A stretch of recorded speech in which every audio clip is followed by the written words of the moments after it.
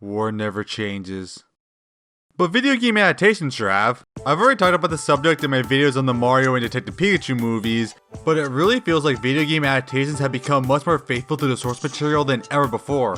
I mean, yeah, sometimes it's a Monster Hunter movie or Halo, but for the most part, I think we've gotten it pretty good lately. And recently, Amazon released their TV show adapting the Fallout series in a new storyline.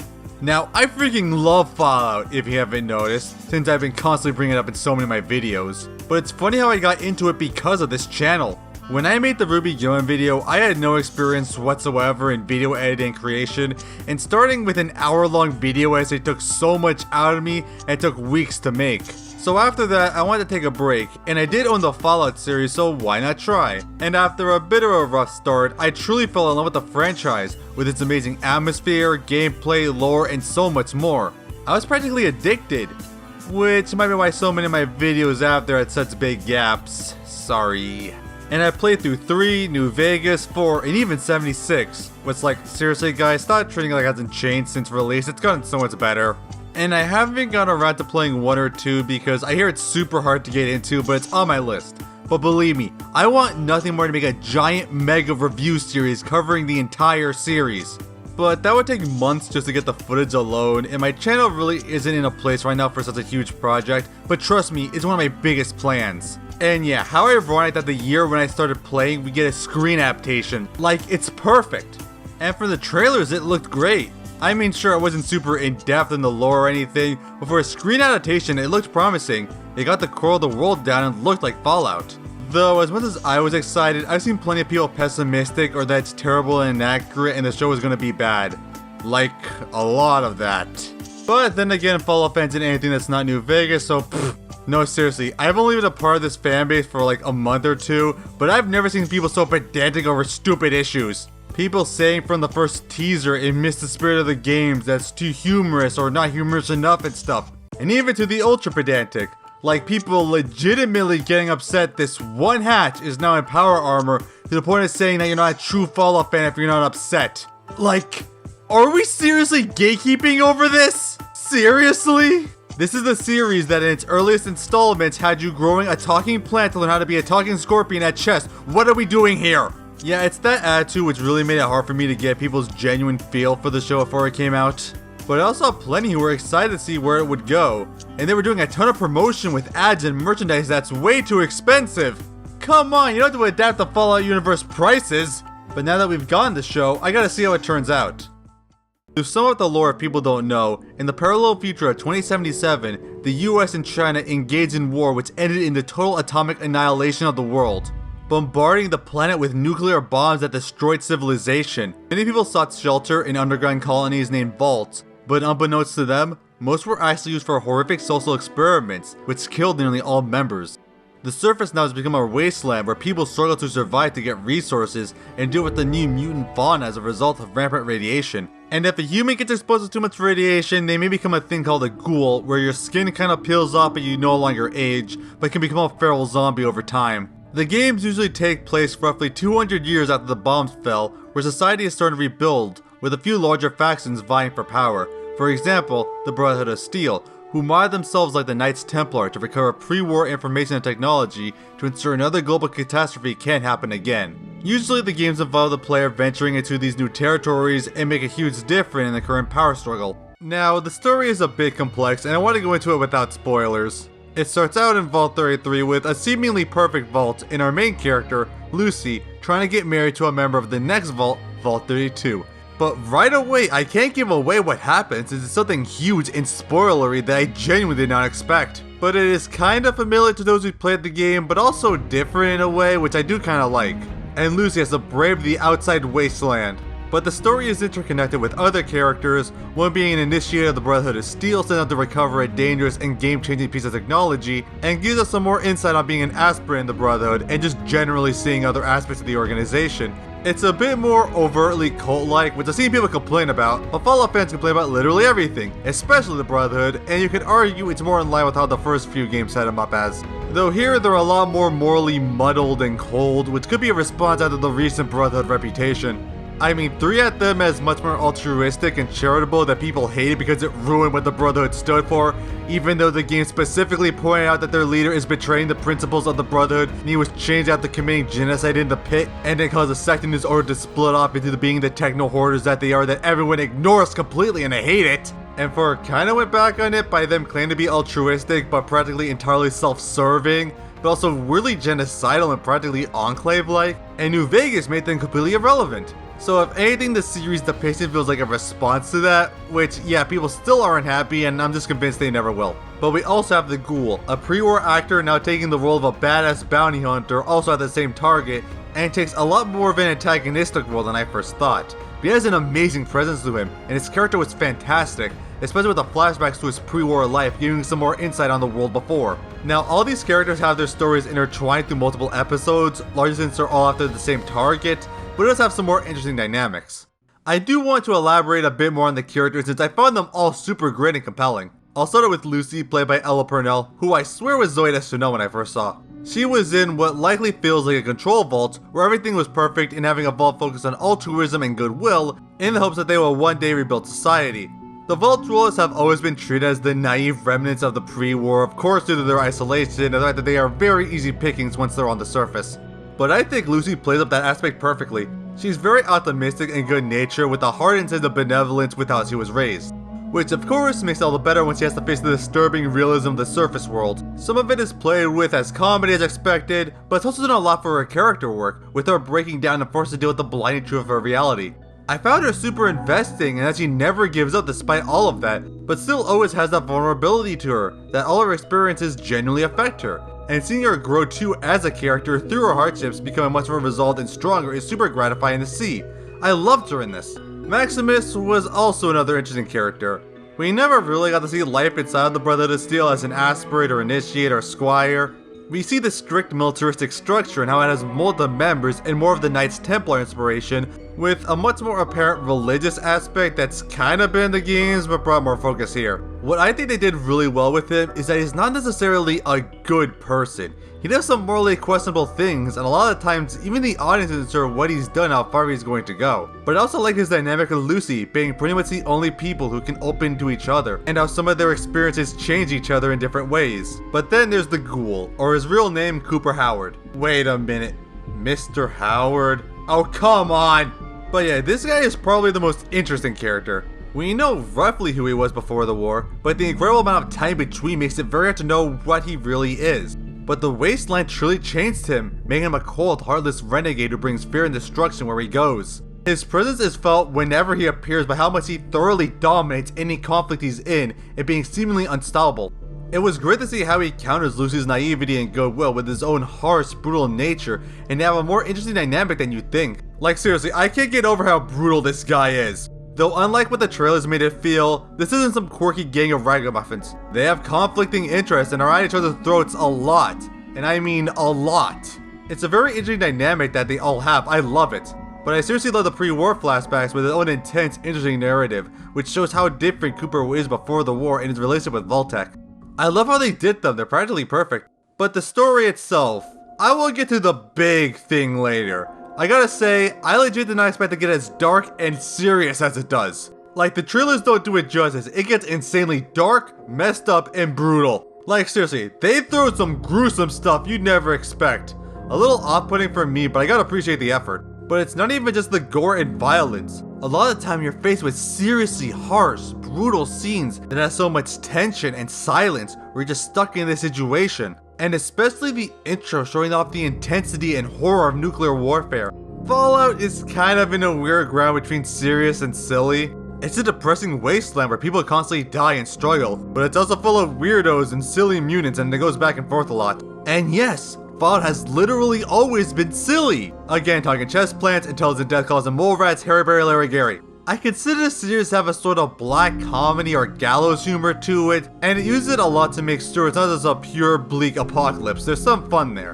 And the show does do a decent part in the comedy to balance it out and keep that black comedy tone. Some things feel right out of the game, like a psychopathic Mr. Handy or the Vulture is so utterly clueless about their own situation. But I will admit a lot of times, it does really rely on some raunchy and lowbrow humor I feel is too forced and on Fallout. Like, there are a few characters who drive a lot of the comedy of the series by some wasteland weirdos, but I did find most of the Wastelanders a little too weird and out there. Like, the games had their occasional weirdo. For the most part, the NPCs are normal people, so it just felt really off to see. But back to the story itself, I do think it was very great and engaging, focusing on simpler conflicts but constantly changing over who has the current advantage in other dynamic. I never really knew what to expect and I liked it. The characters worked great off each other and the plot kept developing in more interesting ways. The first episode was amazing and got me thoroughly hooked. And there were a ton of genuinely great twists that I did not expect to see again and again.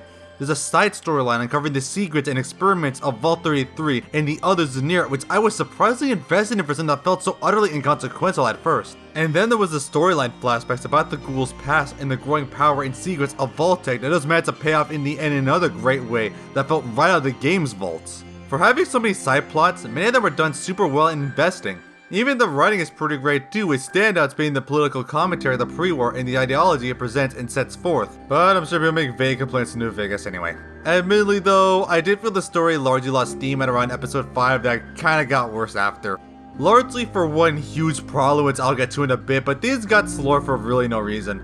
But I love how a lot of the story progressed. But I think the true value of an adaptation is how well does it translate the story material and how faithful it is. Because to me, if it loses the identity and spirit of it, then it's not worth making. But luckily, I think this is where the Fallout series shines. Minus one exception, but I'll get to that. Now, Fallout's kind of a difficult world to adapt.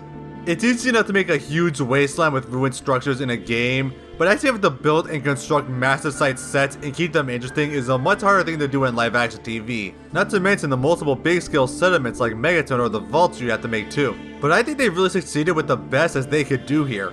They had some really great environments in a few scenes that showed out the true waste and desolation of the world. Again, looking like something that came right out of the game. I wonder how much they built or just found around, even how much was CG'd. And yeah, they do have some less wasteland type environments, but there's only so much you can do for it, but also diversifies the scene so it's not just literally all desert. But I'm so glad to see the practical effects and set designs as well, such as the Megaton-like town Philly may have junk that has such detail and everything you get lost in. But especially the vaults. Like, it's practically 1-to-1 here, it's incredible. It's mostly based off Fallout 4 style, but also nicely includes some of the earlier game's metallic sterility as well. It's absolutely incredible.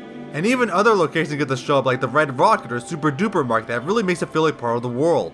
And even the minor prop designs are incredible too, with so many one-to-one recreations of practically everything in the world. As well as just Easter eggs to the world and lore as well. It's so great as a fan to see and catch them all.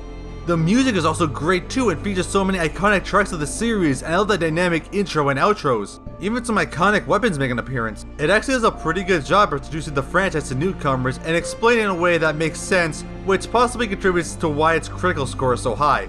Even if you're not a fan, you can get it. I was concerned with how it might handle aspects of the world like mutants or ghouls, latter especially, but don't worry, they do address it and it works well. I was really worried about ghouls since the ghoul looked to be the only one there is, but don't worry, I promise you they do a good job with it and virility. And the moon animals are done great justice too, like the Radroach, Yao Guai, and Gulper. Yeah, that's a Gulper. I mean, I guess I could consider it one. Granted, they did do something I hate with it, I'll get to in a bit. But despite taking so much from the games, the show has its own feel and sense to it as well, with its own contribution to the world and its storyline making it feel separate from the games while still feeling like an adaptation. But there is one big problem. And yeah, huge spoilers, be warned, unless you've already heard. But skip here if you want to remain unspoiled. Now, as much as the show respects the lore from the games, there is one huge problem it has. Technically more too. Now, if you don't know, the Fallout series was made by Interplay, who made the first few games until Bethesda bought it when it was going bankrupt and took the series home after. However, though they did use the same universe, they didn't directly interfere with the lore and story of the other games which took place on the West Coast and based all their games on the East Coast so they can make their own stories and lore, with a few things carrying over like the Enclave of Brother to Steel, who gathered there.